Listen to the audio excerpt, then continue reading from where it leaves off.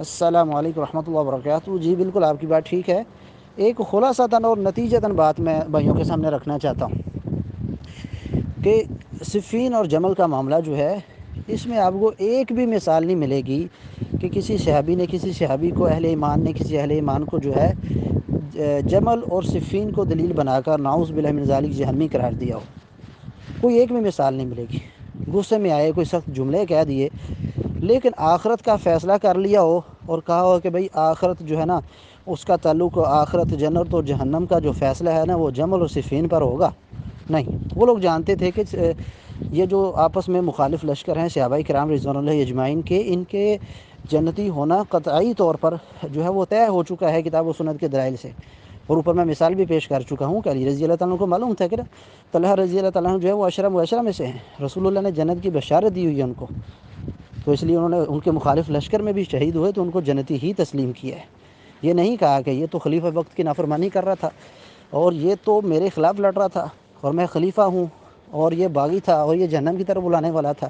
خارجیوں والی دلائل ان پر فٹ نہیں کیے اور ان کو جہنمی قرار نہیں دیا۔ اسی طریقے سے عمار بن یاسر رضی اللہ تعالیٰ عنہ، جو حدیث عمار 2812 کا جو صبح شام جو ہے وہ ورد الاپتے ہیں نا، اور اس حدیث کا غلط معنی بیان کرتے ہیں۔ ہمیں تو روایت تو رسول اللہ کی ہے، حدیث تو رسول اللہ کی ہے، یہ اللہ کی طرف سے وحی ہے کہ عمار بن یاسر رضی اللہ تعالیٰ کو ایک باغی گروہ قتل کرے گا۔ ہمیں حدیث سے کیا اختلاف ہو سکتا ہے؟ جو حدیث سے اختلاف کرے وہ تو جہنمی ہے، اس کو اللہ نے قرآن میں جو ہے جہنمی قرار دیا۔ جو اللہ کے رسول کی حدیث سے جو ہے اختلاف کرتا ہے اور رسول اللہ کی نافرمانی کرتا ہے اور تسلیم نہیں کرتا رسول اللہ کے حکم، وہ کھلی گمراہی میں ہے۔ حدیث کا غلط معنی بیان کرنے پر ہمیں اختلاف ہے کہ بھئی وہ حدیث جو اللہ کے رسول نے فرمایا عمار کو ایک باغی گروہ قتل کرے گا، وہ تو یعنی اگر آپ پڑھیں مستدرک حاکم کی روایت میں اوپر بھیج چکا ہوں، جس کے بارے میں نے کہا کہ اس کی سند بالکل صحیح ہے اور اس میں کوئی ایسی یعنی ضعف اور علت ہے ہی نہیں کوئی اس کو ضعیف ثابت کر سکے۔ وہ روایت تو ہے ہی خارجیوں کے متعلق 2812 صحیح بخاری،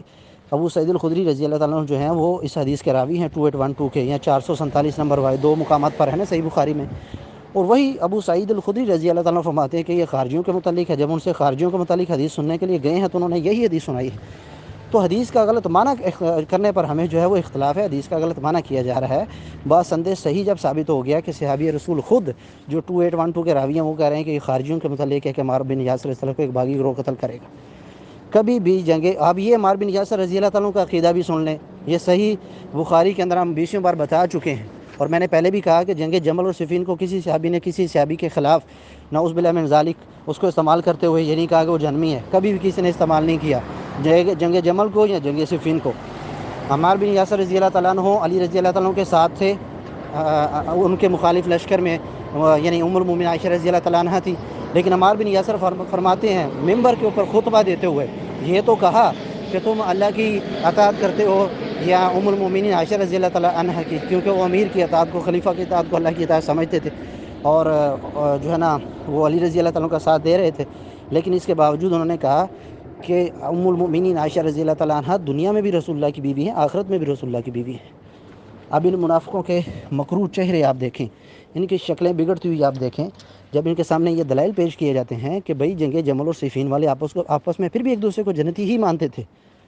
اور جمل اور صفین کو دلیل نہیں بناتے تھے اور ان کی جنت کے دلائل کو منسوخ نہیں کرتے تھے، جس طرح تم کہتے ہو کہ جنت کی بشارت ملی تھی لیکن بعد میں انہوں نے صفین کر لی یا جمل کر لی تو ان کے جنت کے دلائل جاتے رہے، نہیں۔ جنگ جمل کے باوجود عمار بن یاسر رضی اللہ تعالیٰ عنہ جو ہیں وہ عائشہ رضی اللہ تعالیٰ عنہ کو رسول اللہ کی بیوی مانتے اور جنتی مانتے تھے، جیسے علی رضی اللہ تعالیٰ عنہ نے طلحہ رضی اللہ تعالیٰ عنہ کو جنتی مانا ہے جبکہ ان کے مخالف لشکر میں تھے۔ یہ اہل سنت کا عقیدہ ہے۔ عمار بن یاسر رضی اللہ تعالیٰ عنہ کا عقیدہ بھی اہل سنت کے پاس ہے اور علی رضی اللہ تعالیٰ عنہ کا عقیدہ بھی اہل سنت کے پاس ہے۔